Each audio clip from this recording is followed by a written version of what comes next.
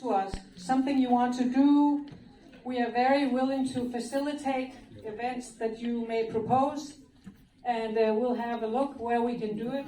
We also invite guest speakers and prepare you for the job market, cultural visits in Copenhagen, and tea and talks. You want to talk about that, Charlotte? Yeah. On Thursdays, I will, together with my colleague, academic counselor Eva, host a tea and talk sessions, and it will be either in the H building or it will be at Fisketorvet, our main building, you could say. And it will be from 2 to 3 o'clock, where we will be sitting with a cup of tea. And you're welcome to come and talk to us, meet other students that might have the same issues, or we will try to do some themes around academic. A situation like when your first assignment is approaching, how can good advices, etc., concerns around it. I will be doing a lot of sessions on well-being.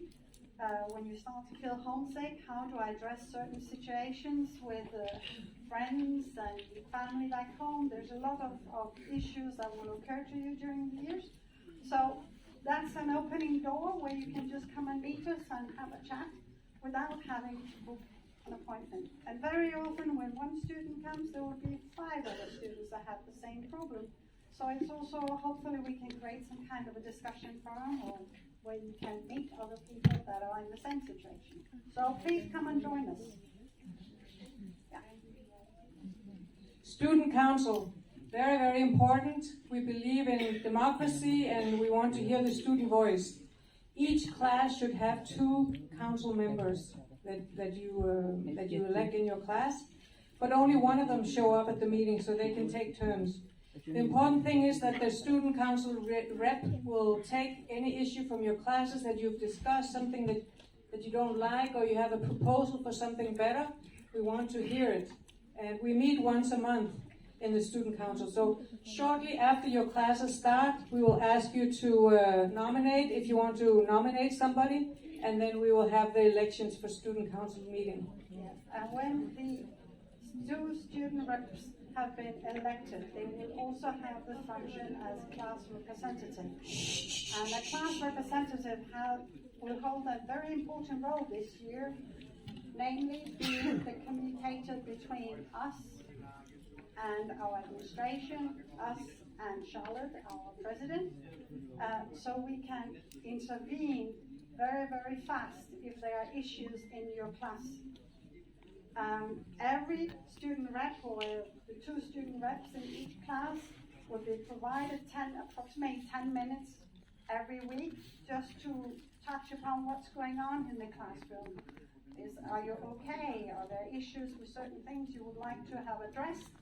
They report back to Lisbeth and I, and not only at the student council meeting once a month, but we intend to have a dialogue every week so we can intervene very, very fast and make the changes that are necessary if we can. So it is an important role, and we hope that there will be a lot of you here that would like to be involved in student council, and will take upon yourself to take this important role as well, to be the spokesperson for you on behalf of your class. You do not have to sit in the student council for 3 years if you do not want to. But if you would like to try for a year, go for it and present yourself.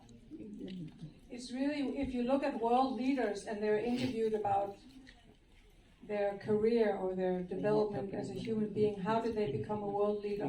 Barack Obama, does anybody know him? Yeah. Yes. He started in student council, very active. Many world leaders, they start in student council, they learn to make a nice argument, they learn how to convince people, they learn how to work with people that may not think the same way as they do. You know, these are some very good skills to have even as a human being. And also, if you are a student council member with us, we cannot pay you for that, but we will give you a certificate that you were an active student member who went above and beyond. You were not just thinking about yourself, but you were thinking about your classmates. So we have certificates, and we'll be very happy to write letters of recommendation when you graduate or you're moving on to places. I still get requests from students who graduated 2-3 years ago. Lisbeth, do you remember me? Very often I don't remember them. But those who were student council members or were extra active, of course I'll be so happy to write something for you. You're looking for this job. So this could be a career mover also for you. Niels Brock, just 2 seconds, because I know the others talked about him, but I want you to, in Copenhagen, when you go around Copenhagen or you get a job or you take the bus, and some people might ask you, what are you doing in Denmark? You say, I am a student at Niels Brock. Okay? Niels Brock is very famous in Denmark, very good reputation, and I think many Danish people will be surprised to know that Niels Brock has international department called CBC, so just tell them, I'm a student at Niels Brock. I pay a lot of money to do this program here. Okay, thank you very much. Niels Brock was a famous business person who left a lot of money and started a business school, and that's what we're continuing these days. And just so that you know, we have 5 campuses. So maybe you walk around Copenhagen, you see, oh, Niels Brock, that's my school. No, we are only at Fisketorvet and Voldgade. Okay? You see Fisketorvet, that's the big main building, you could say. That's where our offices are also. And then there's the Voldgade, it's the street near Montfort Station. The Voldgade 34. Behind the big red building, there are 2 houses, the H house and the K house. So this is where you'll be going to school, either Fisketorvet or the K house or the H house. You'll be very careful when you see your schedule. You have to look for a B or a H or a K, so you end up in the right building, okay? Because we're growing so much, we have so many buildings. But very proud to be from Niels Brock. Fisketorvet here, just again the 3 buildings.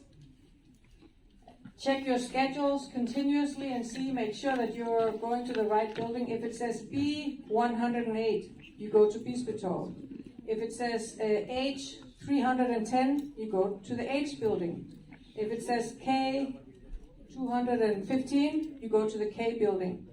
It's the building letter first and then the number of the classroom. Okay?